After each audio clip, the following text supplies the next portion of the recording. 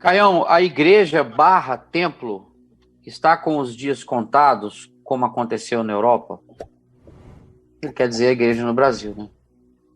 Aqui no Com a Brasil vai Europa, demorar né? muito mais, porque a educação é infinitamente menor. O Brasil é um país muito atrasado.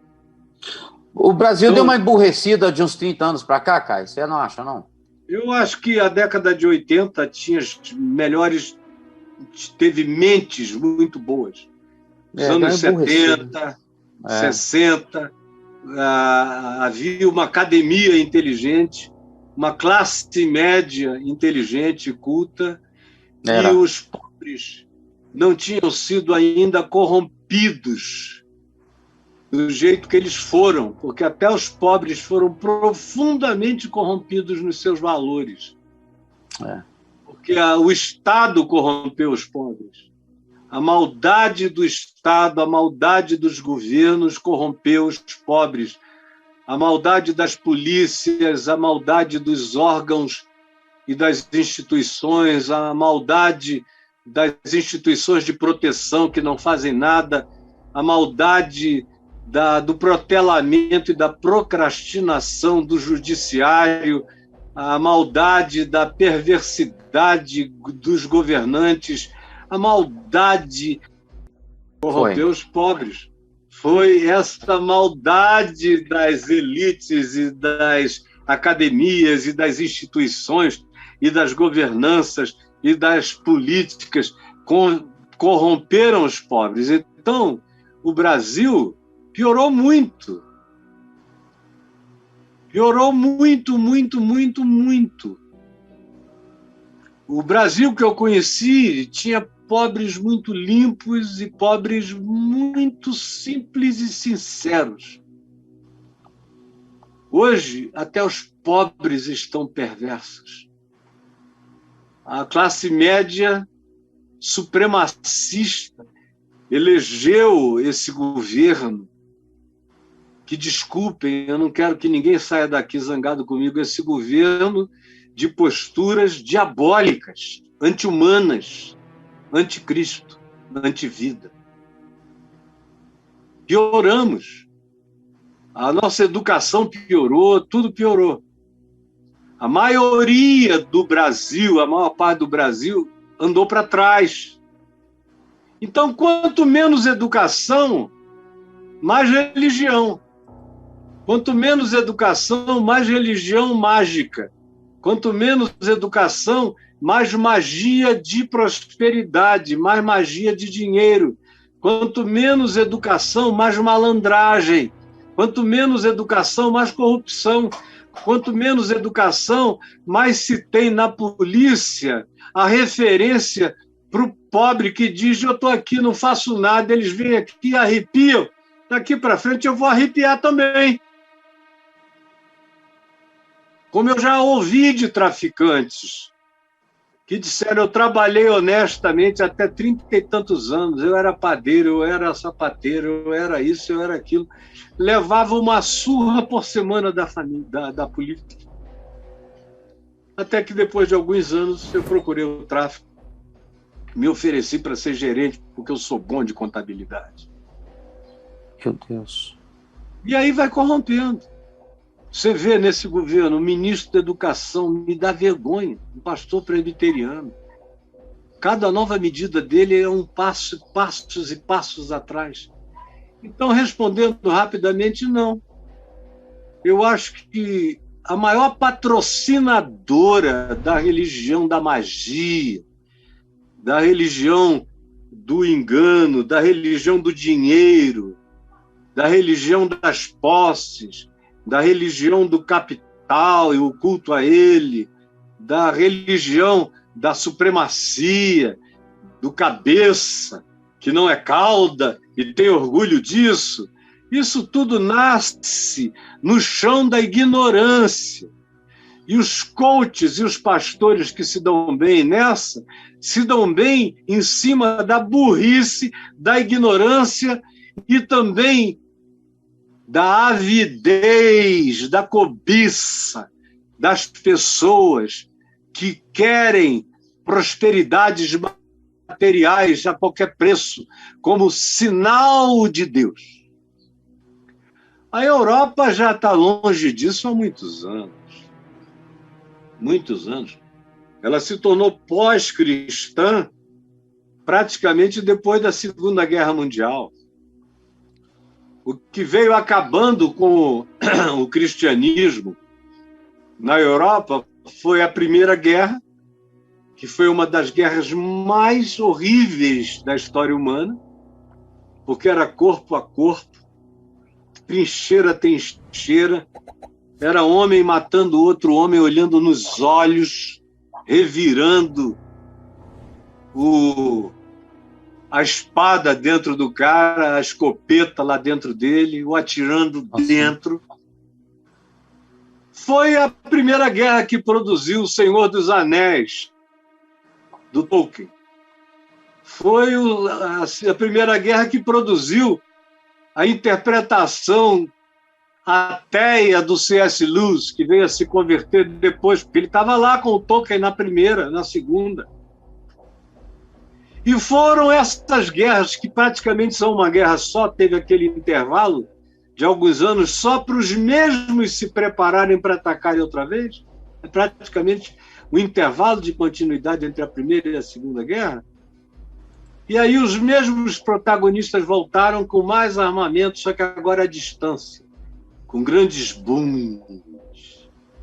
E aí, quando acabou, com milhões, 50 a 60 milhões de mortos na Europa e no mundo, o ateísmo se tornou algo natural.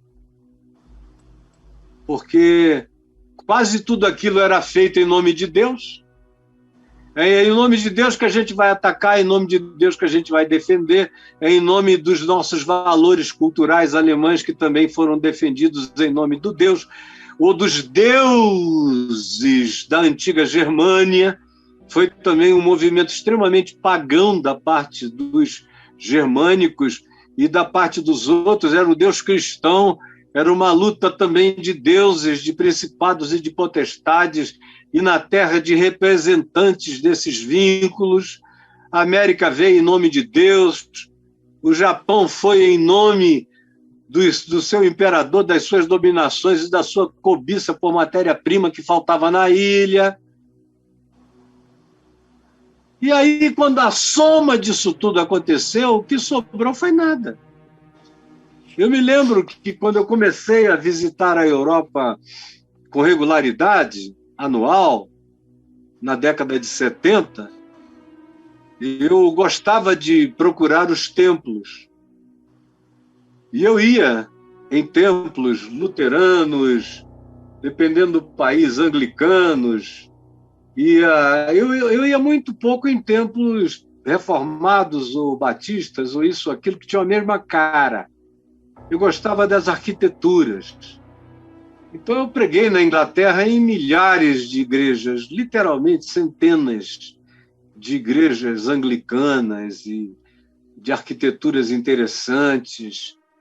E assisti muita missa em Notre Dame, muita missa na Catedral de Colônia, missa em lugares de catedrais maravilhosas como de Toledo, ou as catedrais italianas, todas elas extraordinárias, em Florença, em tantos lugares. Eu ia para ficar quieto, para ouvir os corais, ou mesmo até na Praça de San Marco, em Veneza, com muita regularidade eu entrava.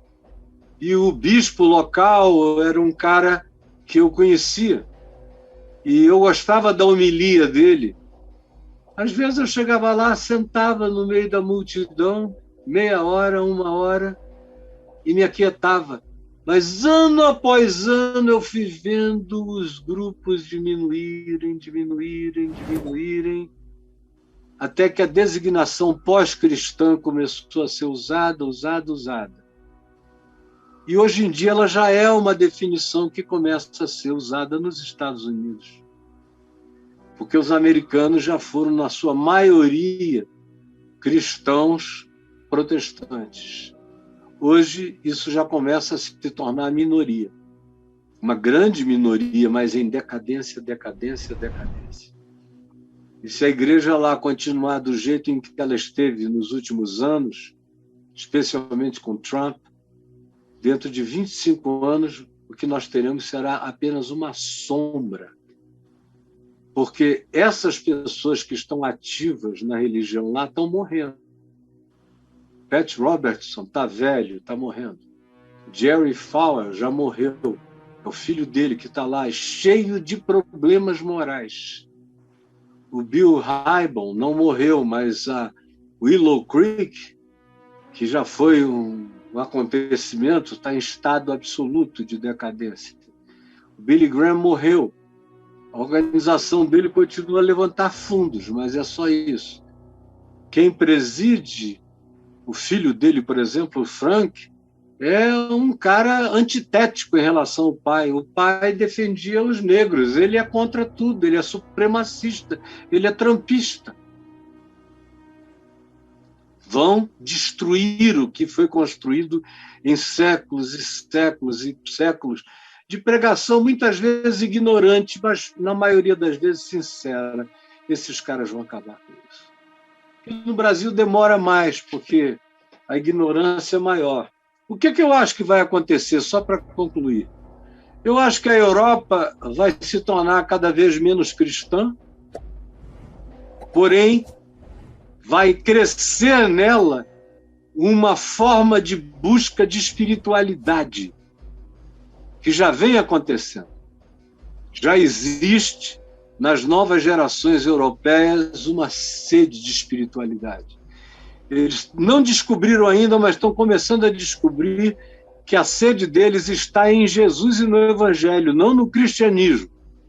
Quando eles pensam no cristianismo, eles dizem não. Aí eles vão para o budismo, para o confucionismo, para o taoísmo, para alguma forma de yoga espiritual. Eles vão para isso, porque o cristianismo matou Deus neles. Mas a sede, eu vejo pelas expectativas que eles anunciam, são todas elas vinculadas àquilo que o Evangelho de Jesus promete e traz. Então, graças a Deus, eu creio que dentro de pouco tempo vai surgir uma geração de jovens que vai entender, por exemplo, o que eu estou dizendo aqui. E que vai compartilhar esse Evangelho, esse Jesus. Que pode crescer no coração, não como religião, mas como caminho de consciência espiritual na mente de milhões de europeus. Como está acontecendo no Irã. O que está crescendo no Irã não é o cristianismo. O que está crescendo lá é a espiritualidade do Evangelho, em silêncio e proibidamente, mas está crescendo. A mesma coisa vai ser em Israel, por exemplo. Tem gente que quer ver o cristianismo crescer em Israel. É impossível. É impossível. É igual você querer que o diabo sente na mesa e presida a comunhão na minha casa. Cristianismo e diabo são uma coisa só para os judeus. Quem mais fez mal aos judeus nos últimos 2000 anos foram os cristãos do cristianismo. Aquele pessoal que vigiava campos de concentração eram luteranos. Iam para a escola dominical domingo de manhã. O judeu não quer nem saber de cristianismo. Foi o cristianismo que abria o ventre das mulheres judaicas e colocava gatos vivos e fechava. Vá falar de cristianismo para judeu. Só quem te ouve por delicadeza é guia turístico, porque quer a gorjeta no final. Do contrário, ele vai dizer, cara, vai se catar longe de mim. Agora, eles estão abertos para a espiritualidade do Evangelho. Porque eu estou indo lá desde 77. Todo mundo que convive comigo lá, sem que eu tente cristianizar ninguém, acaba dizendo, olha, nesse tipo de espiritualidade que você carrega, eu creio. Toda vez que você for orar, ora por mim. Isso eu vejo gente mudando. se convertendo em silêncio, desenvolvendo a espiritualidade de Jesus nas suas práticas pessoais, inclusive palestinos, muçulmanos, em cujas casas eu oro, e que são meus amigos e que nas dificuldades me pedem oração. Porque eu nunca tentei cristianizá-los, porque eu não creio no cristianismo e nunca criei. Eu creio naquele que é caminho, verdade e vida. E a única chance do Evangelho dar testemunho no mundo é quando ele deixar de ser cristianismo e ele passar a ser só caminho, o caminho de Cristo, verdade, a verdade de Jesus e de uns para com os outros, e vida, segundo Jesus ensinou a viver. Isso pode crescer. Qualquer outra coisa está fadada a cair em desuso, em descrédito, à medida em que a educação, a cultura e a tecnologia se desenvolverem.